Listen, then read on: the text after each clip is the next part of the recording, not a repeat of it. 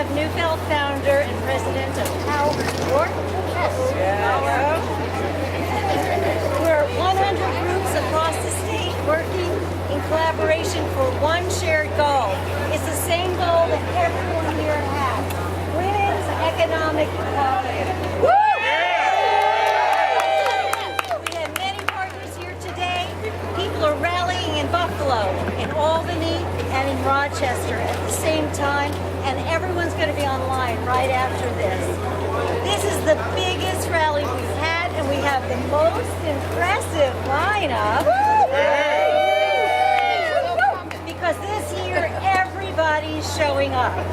Everybody's showing up, and we're all saying the same thing: equal pay for all New York women. Yes.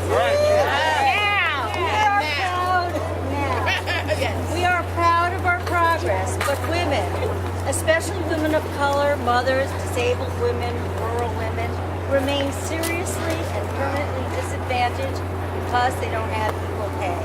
You see the numbers, and we want to do something about that. Now that we have a progressive majority in Albany, I think we can get a lot more done for equal pay, and we plan to do it. The people who are going to speak are the ones who are going to help get that done. So let's kick this off. Yes?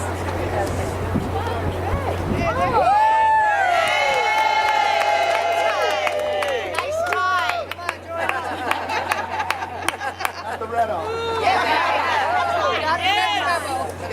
I am proud to introduce the Lieutenant Governor, Kathy Hochul, who has been a champion for women and has moved the dial on equal pay.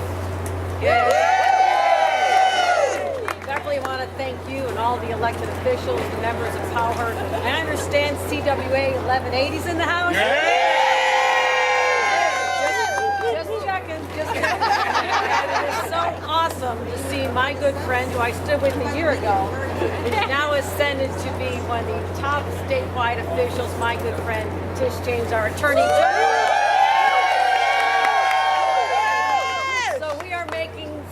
Progress, but we still have a ways to go. And 1 year ago today, we released a study of a commission that I co-chaired to talk about the reasons why we still have a pay disparity between men and women in the state of New York. Now, we're high-fiving because it's the lowest and the best one in the nation then. But you know what? That's not good enough. Because we're New Yorkers. We will not stop until we are at 100% pay equity, pay fair equity, and we will not have to come out here on an April day anymore. We will stand with our brothers on December 31st and say we are finally equal. Some of the barriers we identified have to do with family planning. That's why this year, Governor Cuomo and I and our progressive state legislature, for the first time ever, enshrine the rights of Roe v. Wade into state law. We got that right. We also made sure that in the budget just passed hours ago that we now have mandatory insurance coverage for in vitro fertilization so you can plan your families. That's an important step. Paid family leave, we got it done in New York State. Generous subsidies for childcare. So we understood those are some of the family barriers that are holding women back. But we still have work to do, and let me tell you what we're doing next. Today, the governor and I are announcing that we are calling for a ban on salary history for not just public sector employers and contractors, but for everyone doing business in the state of New York. It starts here. We leave it. We're also today releasing a negotiation study that tells women how to make sure in the workplace they can demand their full rights. Because a lot of women, it's not comfortable to ask for more money. Believe me, my first job on Capitol Hill, I didn't even know I was taking a 50% pay cut compared to the guy sitting next to me. But for the rest of your lives, you are haunted and shackled by your bad negotiation when you're in your 20s, because you don't know what other people are making. We are banning the salary history ban, and we're training women all across the state of New York to know how to negotiate properly for their own salary. Well, let me tell you something else that's missing here in the state of New York, and I want to get this over the finish line. We better do it this year. We still don't have an Equal Rights Amendment in the state of New York. Now that has to change. That's an embarrassment for me knowing that we are the birthplace of the women's rights movement. In 1848, we led the nation. We now need to lead once again. It's in our DNA, and we must do this to ensure that we have true economic justice for everyone. We have social justice, we have gender justice, we have racial justice, and we will get it done when we have that enshrined in New York state law. Let's get it done this year. I will close by telling you, in 1885, a little newspaper in upstate New York, not far from where I'm from, said that 10 million Americans are denied their birthright for the crime of being born a woman. Today that number is 157 million Americans are denied their birthright for the crime of being born a woman.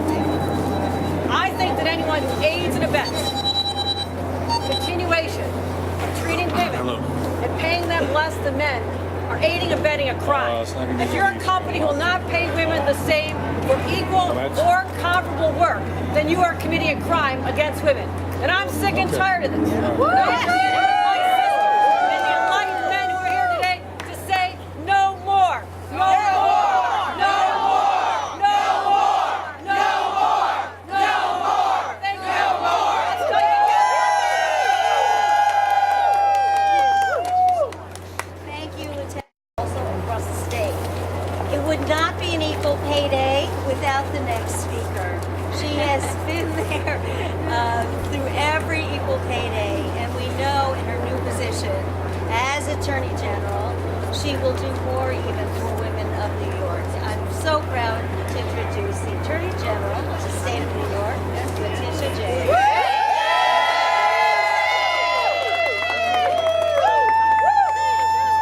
So I apologize. I just came from the dentist, and it takes several minutes before the left side of my face catches up with the right side of my face. It's sort of how women feel these days today as we focus on pay equity.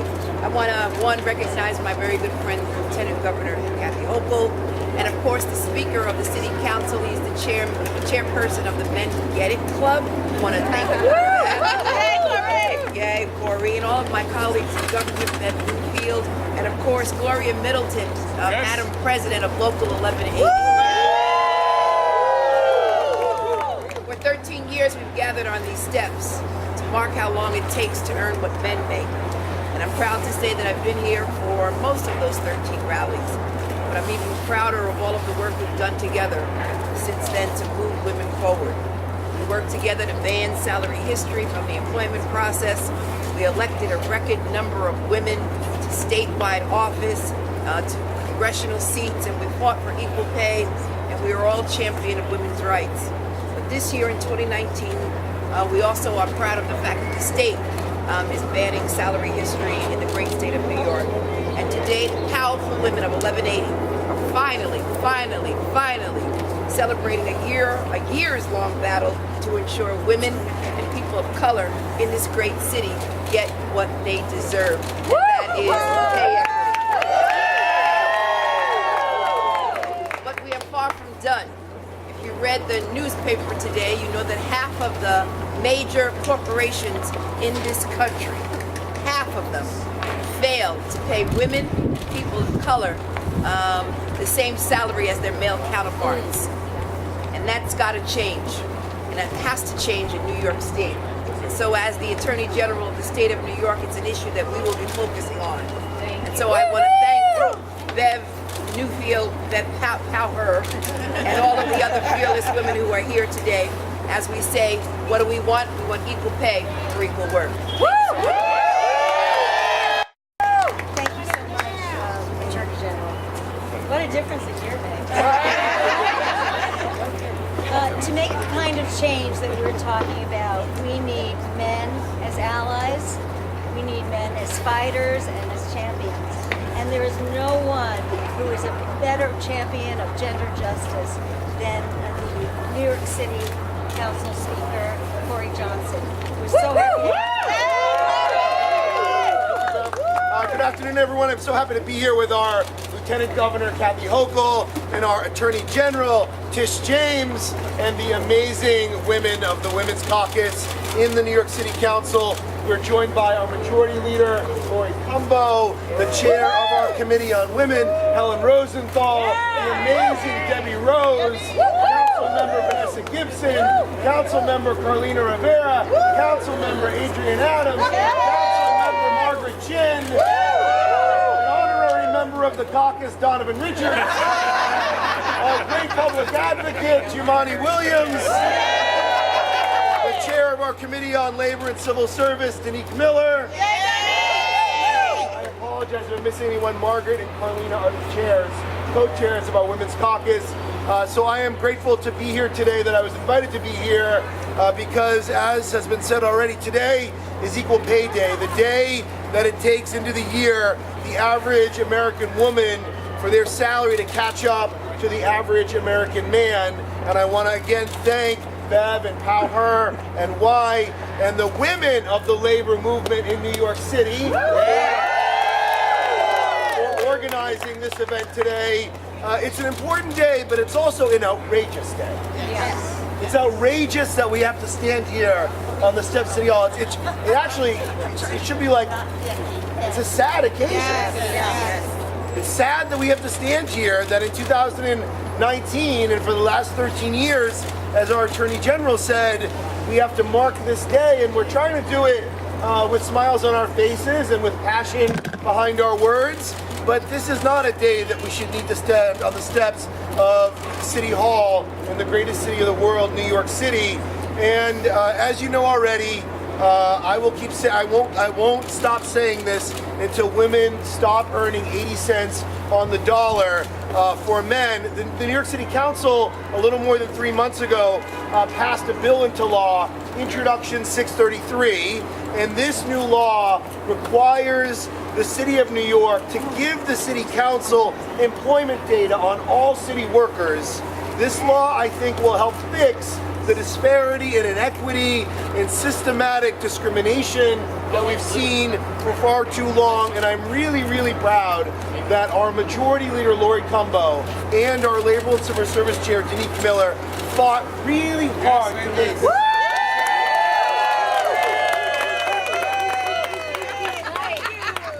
So I also think there are some even more alarming and damning statistics that are important to mention today. If we're going to get to equal pay for African American women, we'd have to wait till August. Let that sink in.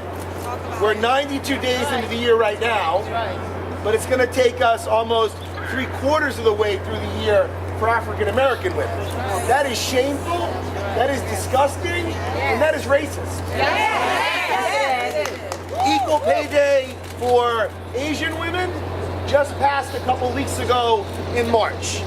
Equal Pay Day for Hispanic women, we won't get there until November. Not right. Until November. That is wrong, and that is racist.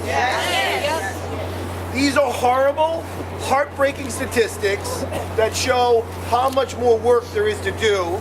So I just want you all to know that I am a proud ally and member of the Men Who Get It caucus.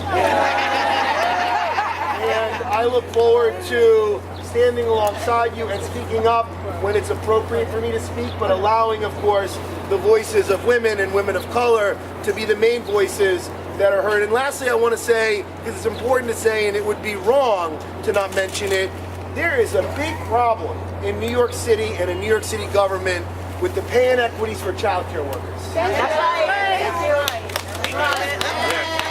And we can and we should talk about the success of universal pre-K, and we should and we can talk about expanding 3K, but you can't have a full conversation about that unless you ensure that women, predominantly women of color, are getting paid a fair wage to take care of children in New York City. And this needs to be fixed. I know the mayor said it's part of contract negotiations, but we need to get this done because it is not fair, it's not right, and it's happening in municipal government. So there is no better person for me to introduce who is a fierce, fabulous, fighter who has been doing this work for years, who Introduction 633 wouldn't have happened without her work, without her organizing, without the women and men who she represents as part of her union.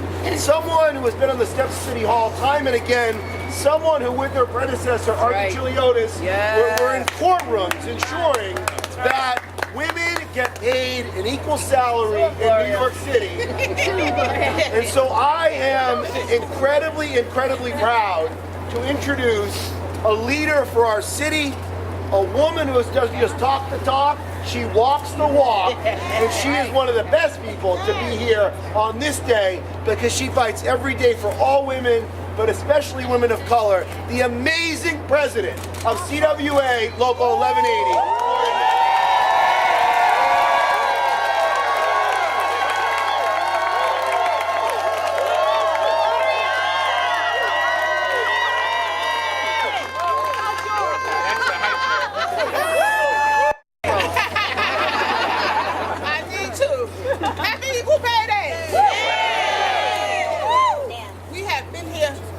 Too many times. That's right. But I want to say today is a day of celebration for Local 1180 and the administrative managers, non-managerial. Some of whom are back here.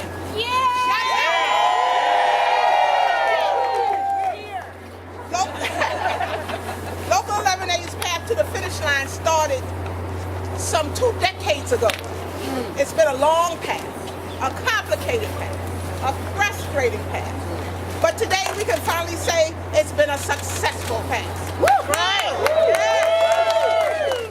In 2009, the Labor Board found administrative managers were eligible for collective bargaining and certified Local 1180 as the union to represent them. 1 year later, we were forced to file yet another complaint against the city, the EEOC, which issues findings that structural and historical problems have resulted in the pay for minorities and women being represented by that title. 3 years later, from the time that we obtained them, we raised the issue of gender and race discrimination and demanded a substantial wage increase for women and minorities in administrative manager title. See, they had suppressed the minimum wage for administrative managers as soon as women and people of color passed the civil service test. All right. Before, white men mostly held that title, but we fought to get that title and to have a test for that title. In 2013, we filed the EEOC complaint against the city of New York, alleging that it was discriminating against administrative managers based on sex, gender, and race. Guess what? We won! Why? Because we were right. In 2016, we won our lawsuit against the city, and the court ordered the city to turn over pay data related to race, gender, and salary. All right, turn it over. And all of this seems complicated and overwhelming. Don't worry, you can get a copy of our beautiful timeline. Wow. This has been the struggle. Wow. 2 years ago, Arthur Chiliotis stood on these steps in the same spot, also on Equal Pay Day. My predecessor, my friend, my mentor, my encourager, he has been everything to me, and mostly he is my best friend. He announced that the city union had reached a deal on our EEO case just hours before. Yet, here we are on the same spot, on the same day, but we are making a different announcement. We have finally signed a stipulation of settlement agreement to the terms of the class EEO settlement.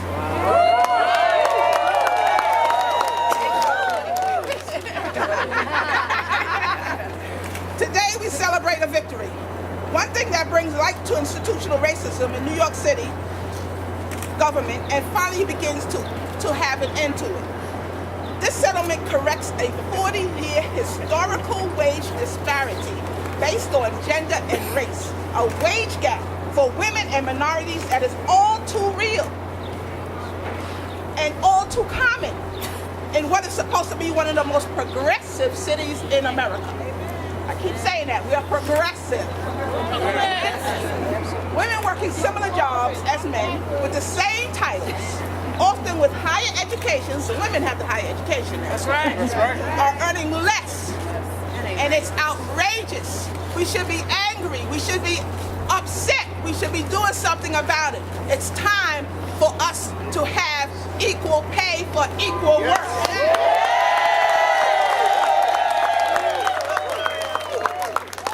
Sue 'em, Gloria. I got a lot of help back here. We got you. As we say in the church, help. In fact, in 2016, according to a report by the controller, black women working full-time in New York City made just 57 cents for every dollar paid to a white non-Hispanic man. Roughly 32,000 less on average. That's nuts. There's something wrong with that. This is a problem that is far too widespread. We only have to look at the report issued by my friend, now Attorney General, who was the former public advocate, Tish James, on pay disparity in city agencies to see that this is a problem that continues to exist to this very day. Even the city council agrees that there is a problem. Thanks to Lori and Denise and to the speaker. Intro 633 got passed and is now law. That's right. And it became law as of January this year. The new law will help eliminate pay disparities among city workers by requiring the mayor's office of data analytics to issue public reports on pay disparities in the municipal labor force.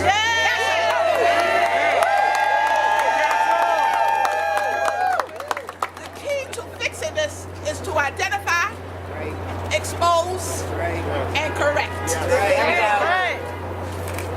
When you Not can you see sue. it, when you can Not see to it, sue, you can yes. fix it. While these past few years have been difficult, and trust me, they have been difficult, our struggle for this victory has called attention to the ongoing and real problem of New York City government's historic pay discrimination.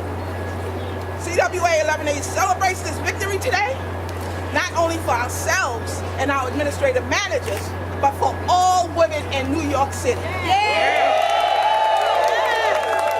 York State and in our country. We know that the fight for pay equity is not over. We will continue as the leading voice, as long as I have a voice, for all women and all minorities until everyone, regardless of gender, color, ethnicity, is paid their fair wage.